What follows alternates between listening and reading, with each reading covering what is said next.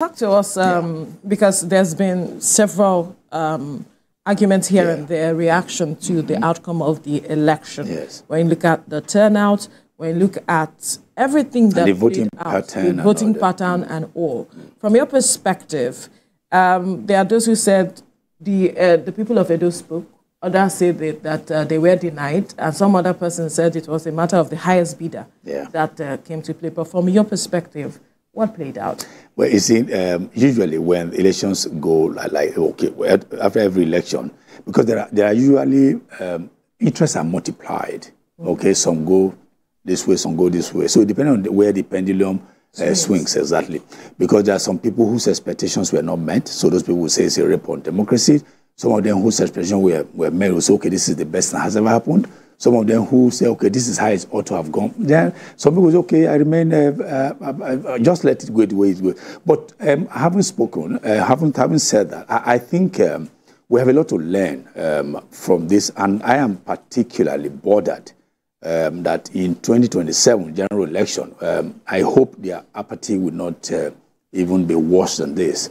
You know, we're here on Saturday when we said INEC, we were all offbeat, that about 85% of voters were ready to cast their ballot. But then I said, I will be happy or I will be shocked if we even get 60. Now it's about 25.5%, which is a far cry from even what some of us expected. But again, I didn't think it was going to be as low as that, because Edo is politically mature, politically informed, just like Lagos and some other states. So I think basically people are beginning, it didn't just start now. People have not begun to have a re-engineering of their mindset about the need for them to be part of the process. That's exactly what's happening now. Let them just go. To monitor the process? Yes. Well, now we say what people say, whether they vote or not, they already know yes, that's exactly part of what. You factor in the fact that the logistical challenges that was actually done by INEC, you know, because from the rack center, it took them some time for time for them to move some of the materials to different polling units, you know, accessibility and all of that, the rain and all of that. Is it not okay if you factor in those issues into the reason why we had that low turnout of voters? Because a lot of people came out in certain location, but then they didn't. They defied the rain. Exactly. Well, they defied the rains, but INEC, the beaver stopped. Well, INEC didn't defy the twice. They had to change it twice and all of that. So if we factor in all of this, could that have also contributed to the voter apathy? No, not at all. I remember mentioning to Veronica and the other gentleman who said that that INEC has no right or whatever, no cause to complain, because this thing we already knew as soon as the last ballot was counted in 2020, we knew that the race towards 2024 was going to be, begun in earnest. That's right. So INEC had 4 years, that's 4 years, about 48 months, to put this in place. So are we saying that when it was 36 months down the line, INEC was still sleeping? So that's why I'm saying that. And this is not even general election. This is off-circular election. Just a single state, not even multiple states, one state. So we are saying that you're still having all these challenges. We'll be having everything that. When are we going to come off it? When are we going to be putting all this system in place? Beaver, we know Beaver is already part of the electoral process. Right. So is it because that somebody is just sitting somewhere, doesn't want to do what is needful and all that? So for me, whoever is going to be throwing that into the ring as one of the reasons for us to say INEC is because of challenges and all that. We were here, I know Isanland I know Isanland very well. I said the road network is very good. I mean, from Ubiaja to Ewohimi, that day when we were here, that is not something. You saw the roads. Yeah. So I wonder what could have been responsible from even the INEC, whether it's the INEC official or even the ad hoc staff that they engaged. Why it was so. Delay. 2 hours. And it's not from Ubiaja to Ewohimi. If you drive, it's less than 20 minutes. Okay, let's say 25 minutes at best. So couldn't they have anticipated something and then to get there? I said, I hope the PDP candidate will not use that as an excuse that he was, or his party was deliberately different. And he's mentioned it on the news that day. Yes, and he said that they had logistic challenge. See, that's my problem. We use they should have understood English. The peculiarities of They should have, because okay, the INEC officials, if you say, okay, most of them are not in Edo, but they reside in those other areas. How about the ad hoc officials that they got? Most of them are from their localities. So they ought to have known. That's what I'm saying. So it's not an excuse at all for the umpire to say, challenge it. We always have a way, to just throw this overboard. When something happens, rather than own up, you say it's either glitches or challenges or logistics. They just bring some there are nomenclatures that I personally will not buy. Glitches didn't really come up this time around because glitches, challenges, they are synonyms. Well, glitches is usually synonymous to technical challenges. What about logistics? Is logistics not also technical? No, when I say technical, I'm referring to what we see on the IRF, for instance. We had almost 94%. Yes, exactly. As at few hours into counting, after the counting of and all of that. So it looks like the IRF portal really worked this time around. That's actually where. So, but the other complementary aspect of it, they just went to sleep. So if you had technology being deployed, and for the very first time you say technology is now working, as you have said, then the manpower was a problem. So which means now we are getting the technology right. Then we need to have a retraining. People have to learn and unlearn how to use this technology and also how to be proactive in terms of deploying this technology, so that we don't have some of these challenges or glitches or whatever you call it bedeviling the system every time. Since 1990, since that's about 24 years down the left, if I'm not mistaken. About 25 years. 1990 now. If somebody born 25 years now should be a wife and a mother. Interesting. Well, that will be in an ideal situation, but he said somebody, not everybody. Somebody, not everybody. Anyway, let's come back to the issue. There's this narrative that is going on, saying that the outcome was as a result of the governor, doing for the PDP that some of the issues that led up to the election, talking about the issue he had with the loss by the party. That's his party's loss, right? His party's loss. Okay. So yes, we are going now to the issues. Yes. The matter between he and Philip Shuaibu contributed. The matter between he and the Oba of Benin.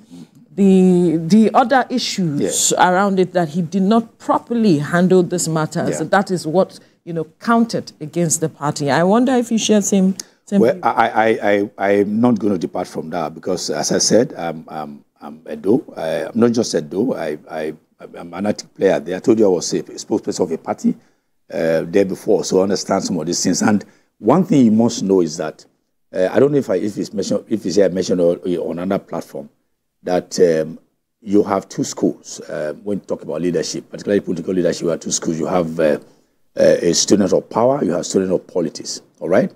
Now, in Basaki's first term, he actually was a student of politics because as at that time, he and Osomole was still very, very well connected. So he, just like somebody's protege or mentee who was still looking up to the mentor. So he was a student of politics. So he was able to put things in place in order to assuage people's feelings and else.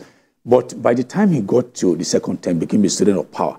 And as a student of power, you will see almost everything and everybody as your enemy. So you start, thinking that everybody, even people closest to you, will not pull the rug off your feet.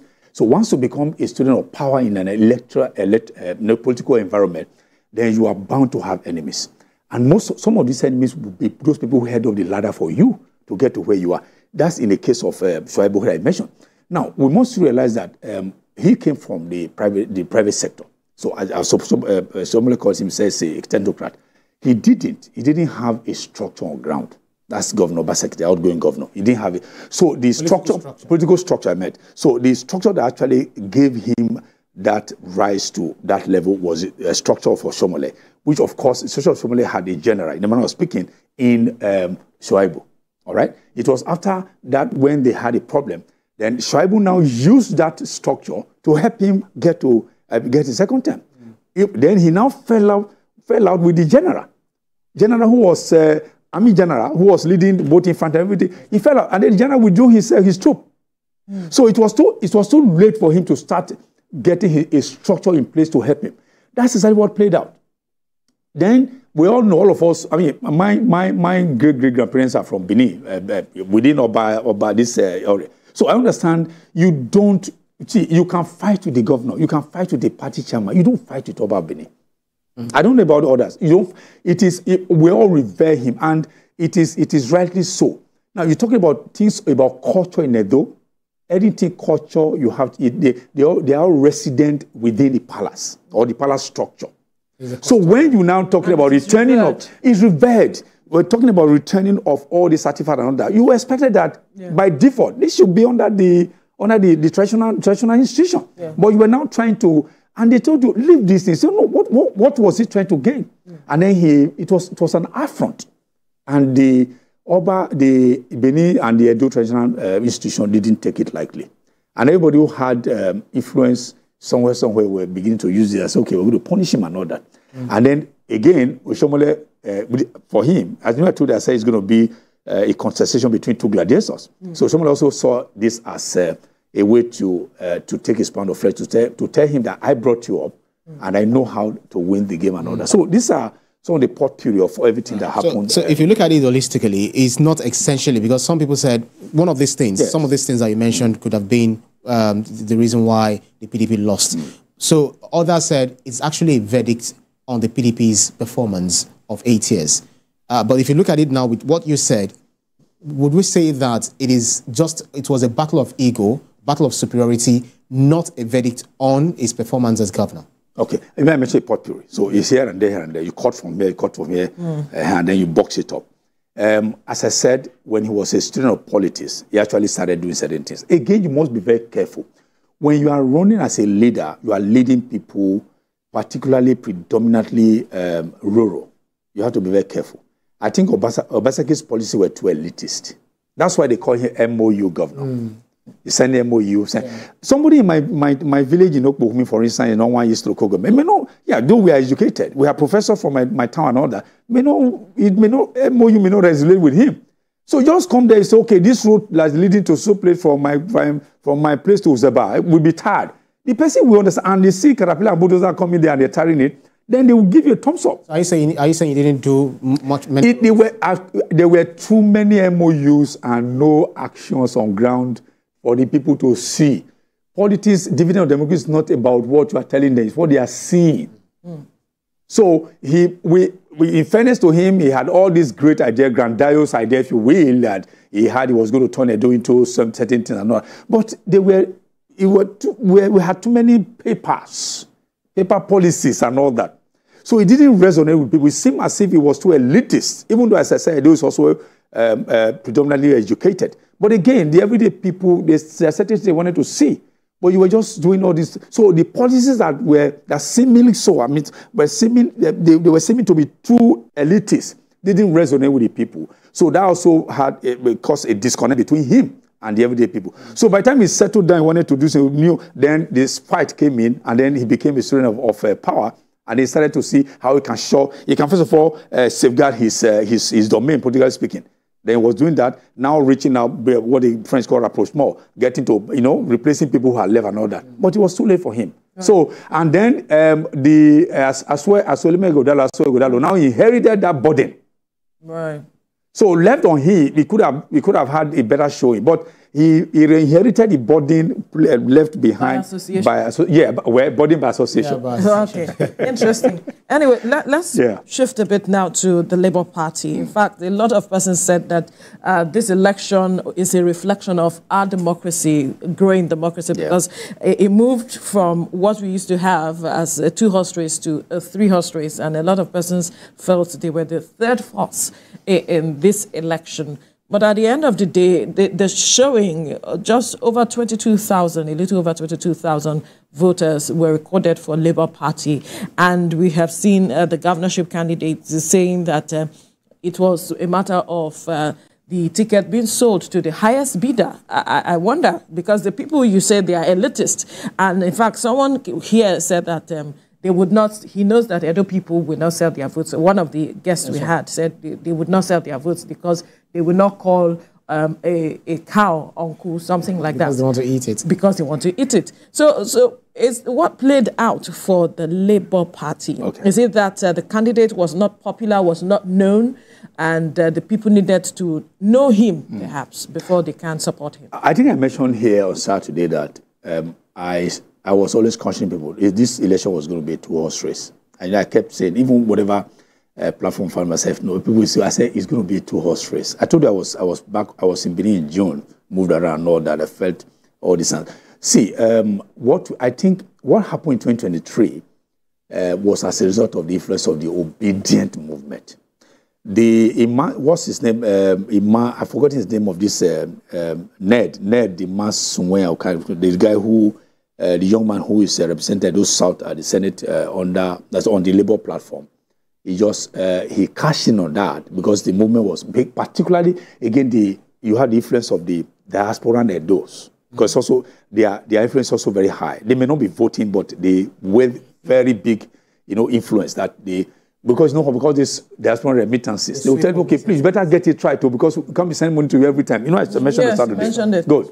Now that's because people wanted a change, they wanted something. The obedient movement just became a wildfire.